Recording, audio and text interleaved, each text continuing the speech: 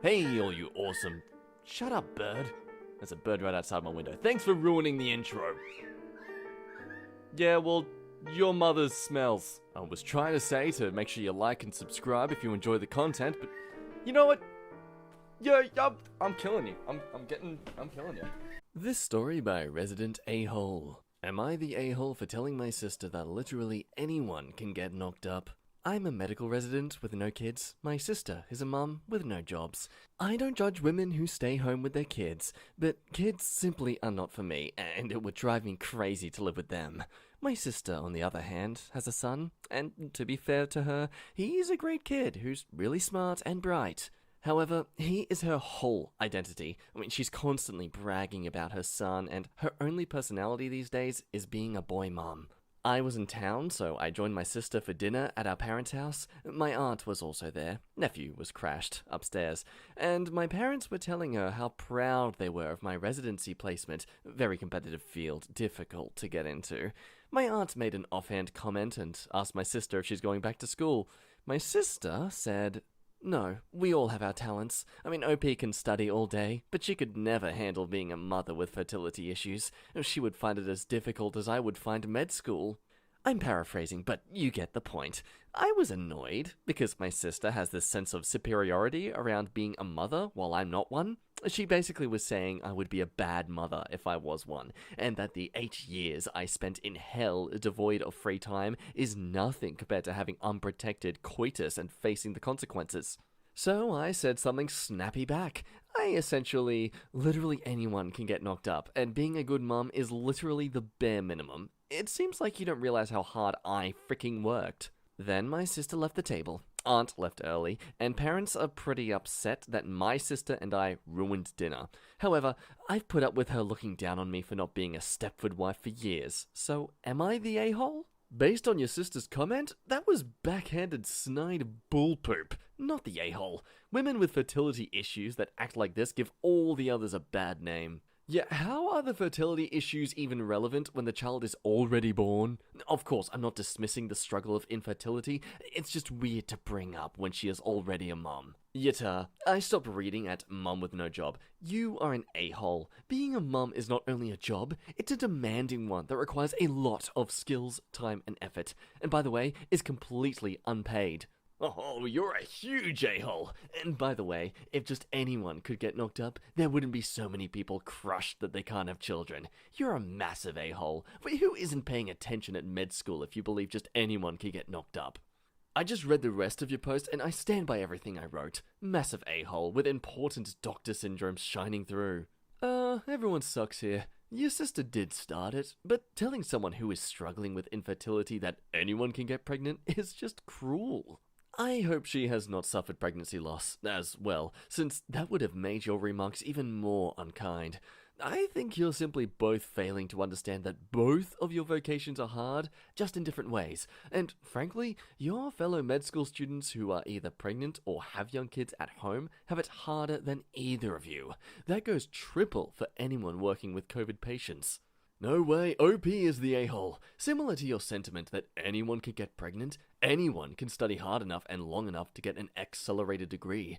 OP isn't God's gift to the world because she spent time pursuing a career in medicine, and her sister isn't either because she had a child. If OP is so against having kids, why did it bother her so much to be told that she would find having children difficult? Look, OP will make a lot of money in her career and be publicly respected as a doctor. Stay-at-home mums are not paid and not as highly respected in general. OP was really rubbing it in unfairly. Granted, I have fertility issues, so I'm slightly biased, but still. No, everyone sucks here.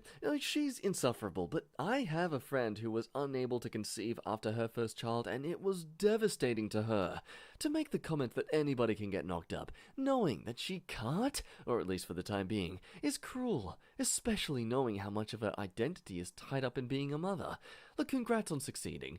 I know I couldn't make it through med school, but it sounds like her insecurity is talking, so it's cool to defend your achievements, but do that without attacking her on what's clearly a really sensitive subject. Look, I can understand both sides of it, but I have to say, not the a-hole. It's valid to say that, hey, you shouldn't say that anyone could get pregnant because, well, not everyone can. Your sister clearly identifies a lot with being a mother, so don't try to degrade her for enjoying that aspect of her life. But it seems people are ignoring that is exactly what the sister is doing towards the OP in regards to being a doctor. I have to agree with one comment saying that both fields are quite difficult and have their own challenges. But in regards to who's the a-hole, well, I have to say the sister is mainly. OP simply responded in kind, and well, that's the sister's fault for not being able to take what she serves. If anything, it's the aunt's fault. She clearly was a gaslighter in starting this whole argument. This next story, am I the a-hole for not sticking up for my wife? I'm 32 male, and I'm married to Mary, who's a 28-year-old female. We've been married for 1.5 years, together for 10. Here's a relevant family. Mum, 63 years old, my emigrating brother, 38 years old, my oldest brother, 42 years old. The timeline. In November 2017, we bought our own house. On October 2018, the mum moves in. January 2019, Zach, 38-year-old male brother, emigrates, moving in. February 2019, we marry. Today, am I the a-hole? My mum got into a fight with my oldest brother, who financially supported her, and asked to move in with us. Financial support would now be our duty. My wife had reservations, but said it was okay, so mum moved in on October 2018. History. My family emigrated to the US when I was 15, with my oldest brother being our sponsor. Zach, a 38-year-old male, couldn't come because he was too old at the time when I emigrated. He previously worked sales in our home country, but got the green light to emigrate.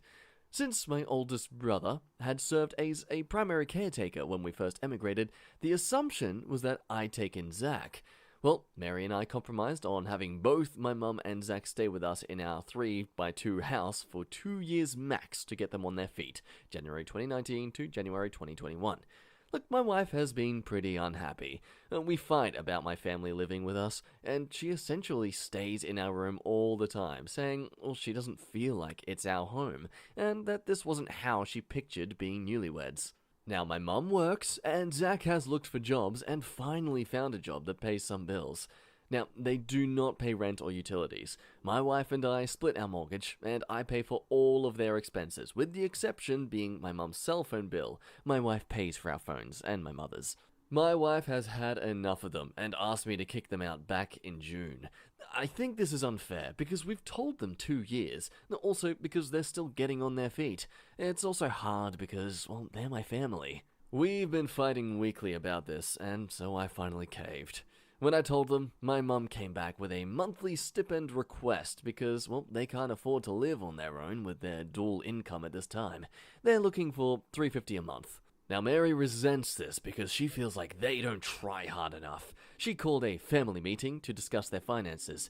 Mary had some fair points to raise since they could go cheaper on some things. When we sat down to discuss, she raised a question to my mum about her car, at which point my mum lost it and started shouting at Mary. I definitely don't think she should have shouted, and all I could think to say was, "Mom," to get her to calm down.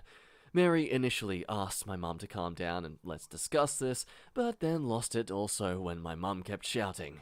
They both eventually calmed down, and everything's okay now, but my wife is angry with me for not standing up for her. She's ticked off, saying that this is her house too, and she shouldn't have to deal with my mother screaming at her.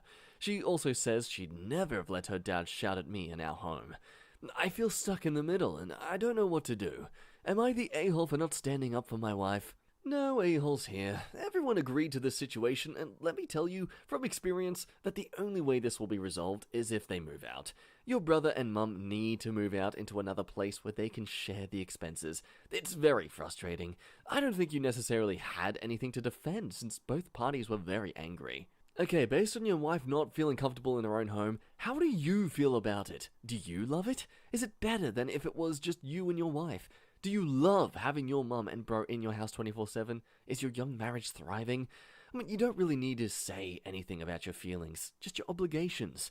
If you would also prefer to live with just your wife, then don't leave your wife hanging. Don't let everyone believe she is the only one who feels that way. I mean, come on, do you want to be a hero to your wife? Then make it clear to everyone that a happy marriage is more important to you than anything else.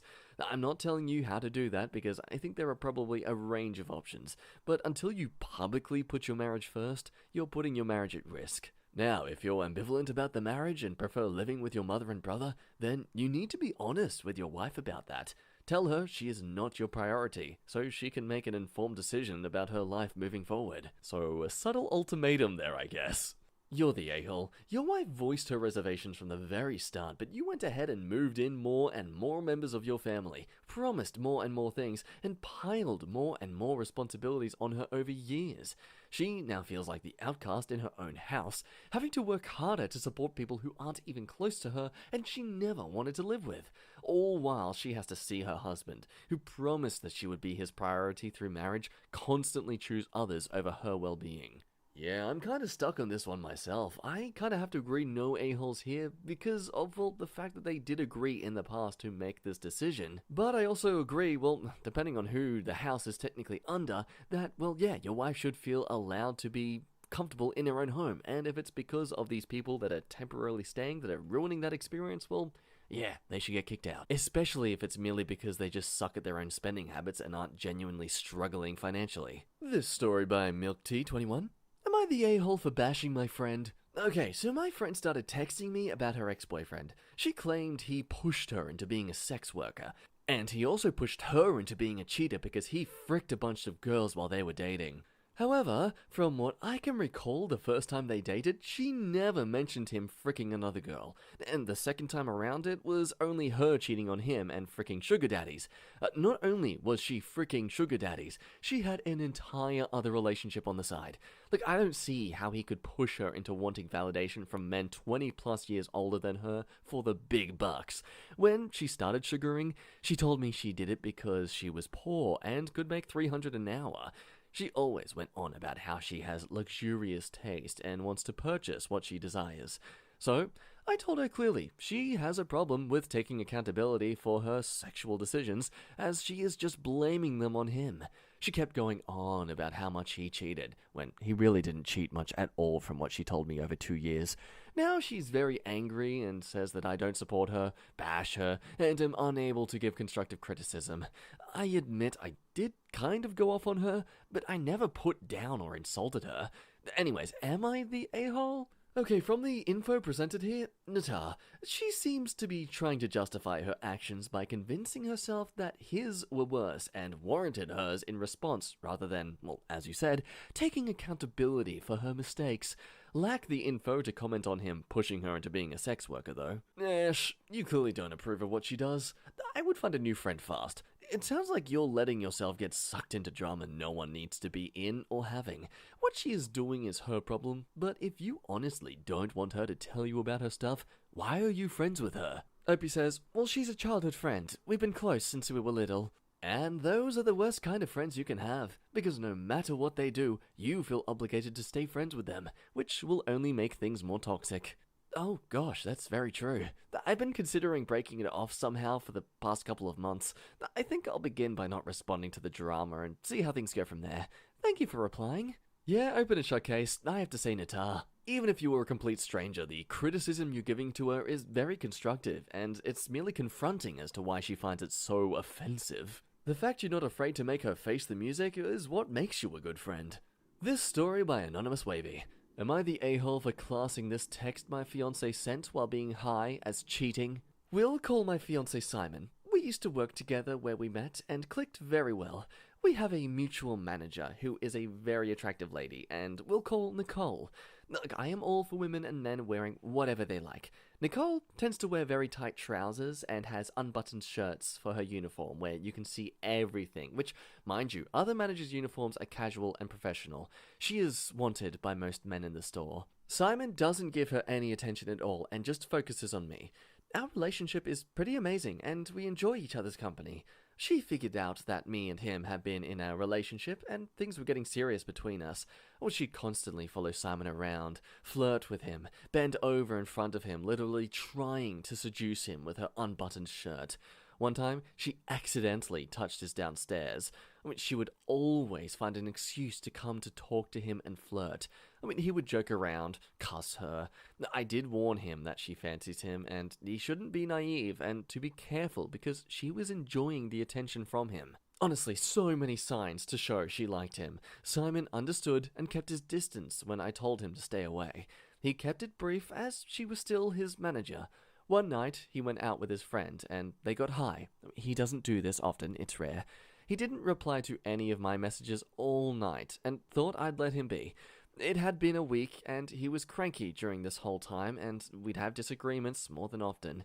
One night, he phoned me and told me the night he got high, he texted her saying, "You're alright, you know," meaning she's cool.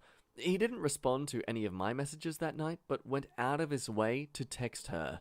I was shocked he kept it from me for a whole week. I asked him at least 5 times, "Is there anything else you need to tell me?" I could tell by his facial expression he was hiding something, but claimed there wasn't. So I took his word for it, and behold, after a couple of weeks, he felt guilty and came out with the fact he did send something else. It was, "I like you, X." She didn't respond other than, "Okay, so Simon says." Now, to me, that feels like cheating, and I honestly believe if he had told me this sooner, I wouldn't have been so upset over it. He said it's because of the weed he texted her this, and it was out of his mind not realizing what he did. Unfortunately, he waited the first time to mention half the truth, and then longer the second time to tell me the full truth. He felt terrible, however. I do think he only told me because Nicole jokingly said, "Don't be cheeky with me," or "Shall I show your fiancé what you sent me?" I think because of that, he felt pressured to confess. He disagrees and says he feels guilty and apologetic, hence why he mentioned it. He is genuinely and sincerely sorry and wants to make things work, so am I the a-hole for thinking this is classed as cheating when he doesn't think so? Well, I spend large portions of time being high. Being high doesn't necessitate that the action done while high isn't one which would be done sober, i.e., high actions are still actions. This is not that egregious of a violation of trust, but it is still a violation. I have become jaded from relationships, and I would see this as a red flag that this person is capable of cheating if given the opportunity. You are Natar because you are in a situation where trust has been violated and you're forced to navigate it based on your own reasoning. It's a terrible spot to be in. Try to keep things in proportion, though. He didn't actually go and sleep with this lady. It's kind of an emotional betrayal. But keep in mind, we are animals designed to reproduce. The human part is being able to govern this instinct when we have made a contract to keep this instinct in check. Absolutely. The exact same thing with being drunk. Look, drunk actions are sober thoughts, people. Fun fact, when you drink a lot of alcohol, your brain doesn't forget the things you did that night. Your brain simply stops recording the things you do. The other thing is that it breaks down your walls of morality. Basically, the actions you do when you're drunk are usually actions you're more so afraid of getting caught doing or, being seen doing. Hence why people resort to drinking alcohol when it comes to social settings. Not because they actually enjoy drinking, but because they need it to curb their anxiety. Pro tip, if you need alcohol to be interesting or to be interested in those around you, then they're not really fun people to be around in the first place. Also, don't excuse someone's poor behavior because they were drunk. No. Anyway, rant over, moving on. Yeah, you're the a-hole because you're jealously hounding your partner about a person who is clearly not into and is in fact possibly sexually harassing him. It sounds like he just wanted to be friends with her, but can't even admit that because it would bring your little green jealousy monster out. In no possible world can texting, "You're alright, be considered cheating. He probably didn't reply because he spent the whole evening venting to his friend about your jealousy and how it was interfering with how he is able to interact with people day to day. Yeah, I did pick up some slight hints of unhealthy jealousy coming from the OP here, but I also think they're kind of justified in their feelings of being betrayed. I think it's a very light everyone sucks here, but what do you think? Based on this situation, do you think he's completely in the clear? Let me know. This story by Fantastic Candy 6782. Am I the a-hole for accidentally kidnapping a child and not acknowledging how serious it is? So, my mother-in-law and I have a lot of bad blood. We've been fighting over a car recently. She gave me the car, and then took it back. And then her piece of smack husband said we could have the car back if I pleaded for it and apologized for a bunch of arbitrary stuff. And then she took the car back again because hers was in the shop. I saw her at a restaurant picking up some food, and I asked her if I was going to be getting the car back. She said she gets hers back in 2 days, and then she laughed and said that she is giving my car to a nephew. She ended up dropping the keys on my lap and telling me I could hold on to them to say goodbye. It's a nice car. Well, while mother-in-law was getting her food, I ran outside to take the car, just to tick her off because I know how ridiculous she was being. As soon as I began driving, I realized her teenage adopted/stepdaughter was in the passenger seat and she began screaming at me. I immediately stopped and she jumped out of the car, but mother-in-law ran out of the restaurant calling me a stupid feminine pup. Like, some man asked if we were okay, and mother-in-law said I was trying to kidnap her daughter, and I was probably going to sell her. Mother-in-law left, and I thought that was the end of it, but mother-in-law's husband is going crazy and trying to press charges. He actually had the police show up at my house. I called mother-in-law and told her that her husband sucks for doing this to us, and mother-in-law asked if I at least understand the trauma I put her stepdaughter through. I laughed accidentally, because this is all absurd, and she hung up. My husband says I'm a mega a-hole, and it is all my fault. So, is she the a-hole? Yes, the a-hole. Buy your own car for frick's sake, and you won't have to worry about the car you're stealing having a child in it. Utah, but also everyone sucks here. Like, don't interact with them anymore. It's not your car. They let you borrow it while you're in a tough spot. You feeling entitled to it is ridiculous, and you're better off taking the bus. Also, that was impulsive and stupid. It's unlikely that the charges would be upheld, but you need to grow up and recognize that unless they signed over the title, it's not yours, and you aren't entitled to anyone's kindness. Finally, while her antagonistic attitude sucks, you escalated to a criminal level, so don't think you're above reproach. Yeah, Ash, a lot. As in, you all sound deeply unpleasant. Unless there is some extremely obvious background that I'm missing, why do you feel so entitled to the car? Why did you steal said car and laugh about scaring the poor kid in it?